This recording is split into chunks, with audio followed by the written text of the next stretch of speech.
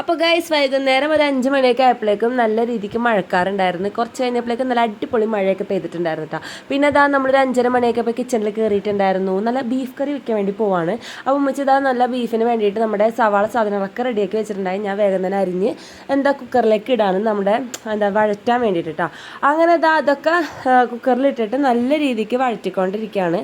പിന്നെ അതിനുശേഷം നമ്മൾ സ്പൈസസ് ഇടാൻ വേണ്ടിയിട്ട് സ്പൈസസ് എടുക്കാൻ വേണ്ടി പോവാണ്. അപ്പോൾ നോക്കിയപ്പോൾ നമ്മുടെ മീറ്റ് മസാല തീർന്നിട്ടുണ്ടായിരുന്നു. പിന്നെ അത് നോക്കിയെടുത്ത് പൊട്ടിച്ച് നമ്മുടെ പാത്രത്തിലേക്ക് ആക്കി എടുക്കുകയാണ് കേട്ടോ.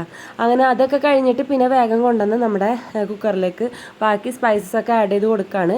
അതിന് മുമ്പായിട്ട് നമ്മുടെ ബീഫ് കഴുകിയിടാനുണ്ട്. അങ്ങനെ ബീഫ് നമ്മൾ നന്നായിട്ട് വെള്ളത്തിലിട്ട് വെച്ചിട്ട് അതിൻ്റെ ചോരയൊക്കെ കളഞ്ഞ് നന്നായിട്ട് ക്ലീൻ ചെയ്തെടുത്ത് വെച്ചിട്ടുണ്ട് കേട്ടോ. അത് കഴിഞ്ഞിട്ടാണ് പിന്നെ നമ്മൾ സ്പൈസസ് ആഡ് ചെയ്തിട്ടുണ്ടായിരുന്നത്.